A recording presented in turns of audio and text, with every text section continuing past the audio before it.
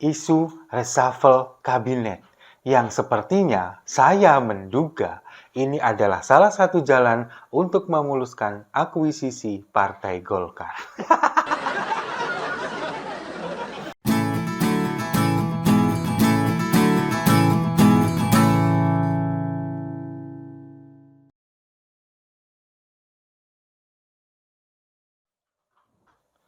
Salam damai untuk Indonesia, berjumpa lagi bersama saya, Papa Dimas. Info kali ini datangnya dari isu reshuffle kabinet yang sepertinya saya menduga ini adalah salah satu jalan untuk memuluskan akuisisi Partai Golkar.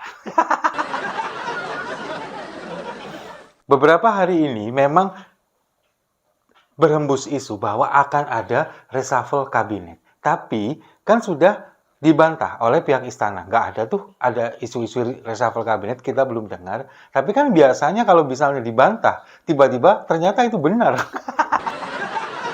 Memang di akhir masa jabatan Presiden Jokowi ini, beberapa hari terakhir ini memang terhembus isu ada reshuffle kabinet.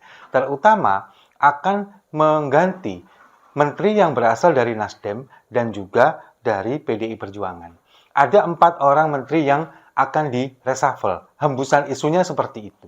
Nah sekarang kalau misalkan ini hanya hembusan isu, kan nggak mungkin dong kemudian diberitakan oleh media mainstream. Nggak mungkin. Pasti ada yang membocorkan, pasti ada yang memberitahu, ada yang bisik-bisik lah. Nah 4 menteri itu siapa aja? Ada Menkumham, Pak Yasona Lauli yang berasal dari PDI Perjuangan, lalu kemudian ada Menteri Lingkungan Hidup, yakni Siti Nurbaya-Bakar dari Nasdem, kemudian ada Menteri ESDM Arifin Tasrif, dan Bahlil Lahadalia, yakni Menteri Investasi. Nah, kemudian siapa orang-orang yang akan menggantikan?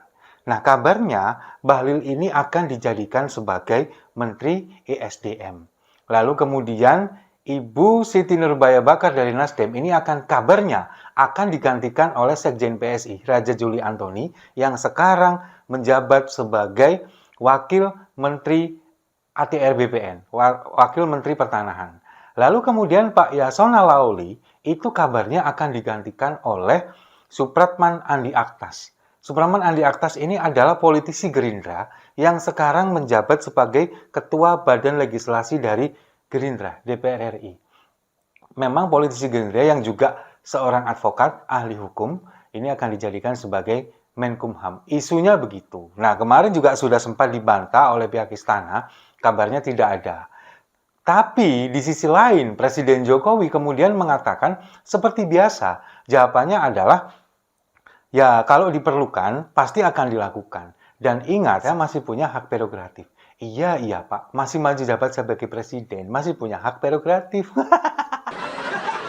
Nah, ini kan seolah seperti meskipun tidak mengiyakan, tapi kan juga tidak membantah kalau untuk Presiden Jokowi. Sementara dari pihak istana, orang-orang yang di sekeliling Presiden Jokowi ini mengatakan ya seperti biasa. Belum dengar, belum ada kabar, belum ada informasi. Lalu kemudian Bahlil Lahadalia juga mengatakan bahwa belum mendengar ada reshuffle kabinet. Nah, kemudian apa sih urgensinya ketika reshuffle kabinet ini kemudian ada di penghujung masa jabatan Presiden Jokowi yang kurang 2 bulan ini. Apalagi yang diganti adalah menteri dari PDI Perjuangan dan juga dari Nasdem. Sebetulnya apa? Nah, ini saya punya analisanya begini. Ini ada kaitannya dengan mengakuisisi Partai Golkar. Ini sekali lagi adalah analisa saya.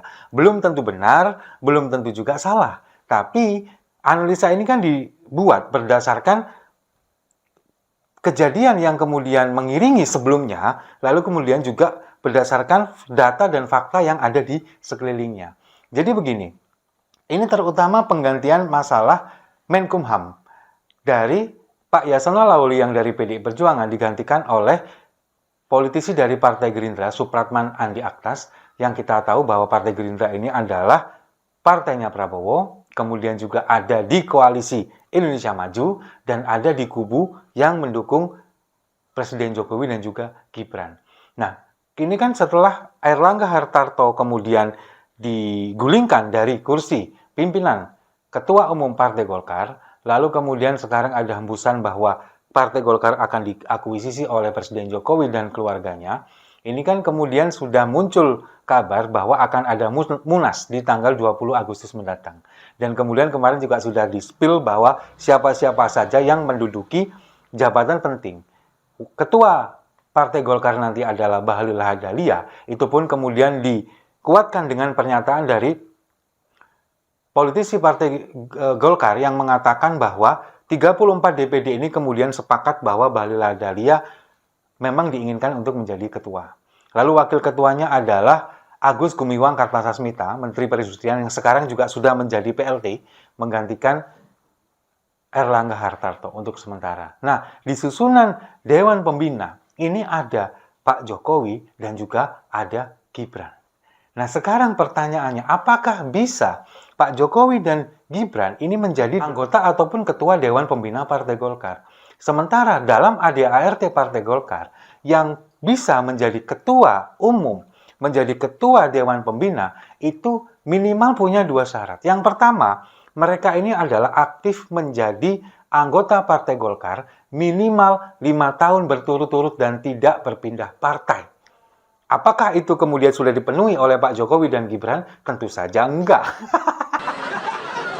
Lalu yang kedua, pernah menjadi pengurus pusat atau sekurang-kurangnya menjadi pengurus tingkat provinsi minimal 1 periode kepengurusan atau 5 tahun. Itu syaratnya. Apakah itu kemudian sudah dipenuhi oleh Pak Jokowi dan juga Gibran? Tentu saja tidak. Tapi apakah itu nanti bisa mengakomodir mereka? Tentu saja bisa. Jangankan ADART partai. Orang Mahkamah Konstitusi dan Mahkamah Agung saja bisa kok diotak-atik. Apalagi cuman ADART partai. Itu masalah gampang. Nah, kemudian bagaimana nanti ketika ada anggota Partai Golkar, terutama yang senior-senior seperti Yusuf Kala, kemudian ada Luhut Binsar Panjaitan, kemudian ada keluarga Cendana, lalu kemudian juga ada Yusuf Hamka, dan sebagainya. Apakah ini kemudian mereka tidak akan melakukan perlawanan? Nah, itulah di fungsinya dilakukan reshuffle Menteri Hukum dan HAM. Ketika sebuah partai ini secara legalitas harus dinyatakan resmi sah oleh Menkumham, disitulah peran Menkumham kalau misalkan ini dipegang oleh orang-orang yang ada menjadi kaki tangannya. Kalau misalkan orang dari Menkumham ini tetap seperti Pak Yasona Lauli yang dari PDI Perjuangan, ini kan agak susah karena memang kita tahu bahwa Presiden Jokowi sudah dicap sebagai pengkhianat dari PDI Perjuangan, sementara orang-orang yang ada di PDI Perjuangan pasti mereka ini lebih katakanlah manut dengan apa yang dikatakan oleh ketua umumnya Ibu Megawati Soekarno Putri daripada Pak Jokowi selaku presiden. Nah, kalau misalkan Menkumhamnya tetap Yasona Lauli, ini akan susah untuk diatur, akan susah untuk dikontrol. Makanya diperlukan penggantian menteri. Dan ancang-ancang untuk mengganti menteri dari Gerindra itu pun juga sepertinya cukup riskan. Karena memang kita tahu bahwa ada benturan kepentingan antara Prabowo dengan Jokowi terhadap Partai Golkar ini. Presiden Jokowi ini ingin punya tunggangan, ingin punya kendaraan ketika dia nanti lengser dari presiden, kemudian juga perlu wadah atau tempat untuk Gibran ketika dia menjabat sebagai wakil presiden. Ini kan memang yang bisa dilakukan sekarang adalah mengambil alih sebuah partai. Nah, sementara Prabowo sendiri ini kan menginginkan teman koalisi yang cukup kuat, dan partai yang sangat mungkin untuk dijadikan koalisi adalah Golkar, karena Golkar adalah partai pemenang pemilu kedua. PDI Perjuangan nggak mungkin, karena memang agak susah untuk menggandeng Ibu Megawati. Nah, itulah yang kemudian membuat Partai Golkar ini menjadi rebutan antara Presiden Jokowi dengan Prabowo Subianto. Sudah saya bahas di video saya sebelumnya.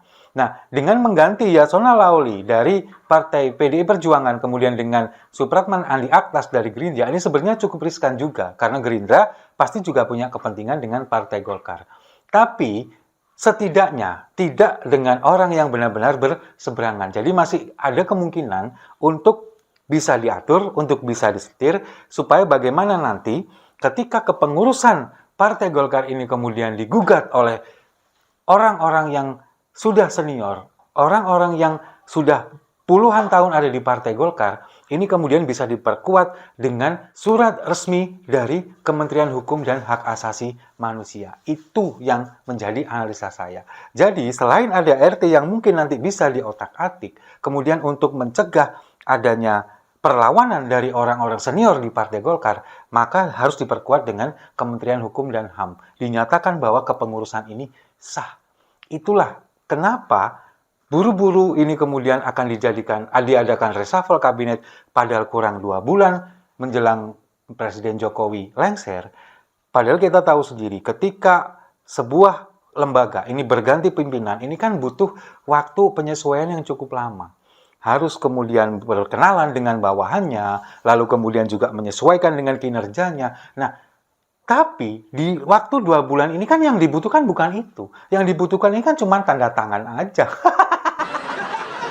Makanya buru-buru ini kemudian nanti Munas Partai Golkar dimajukan tanggal 20 Agustus, lalu kemudian sebelum Presiden Jokowi lengser sudah punya ketua umum yang baru, lalu kemudian juga punya menteri hukum dan HAM yang baru, maka akan semakin kuat secara legalitas dan akan semakin memperkokoh Presiden Jokowi dan keluarganya terutama Gibran untuk menjalani pemerintahan berikutnya. Karena apa? Karena memang Presiden Jokowi belum siap ketika dia melepas jabatan sebagai presiden, kemudian tidak punya naungan. Makanya dibutuhkan sebuah partai yang benar-benar besar dan kemudian bisa menaungi Presiden Jokowi dan juga Gibran. Seperti itu. Nah, kita tonton, kita saksikan sama-sama bagaimana kelanjutan dari drama ini. Apakah akan berjalan mulus ataukah nanti ada ganjalan-ganjalan? Kita saksikan saja sambil minum kopinya sama-sama. Setuju ya?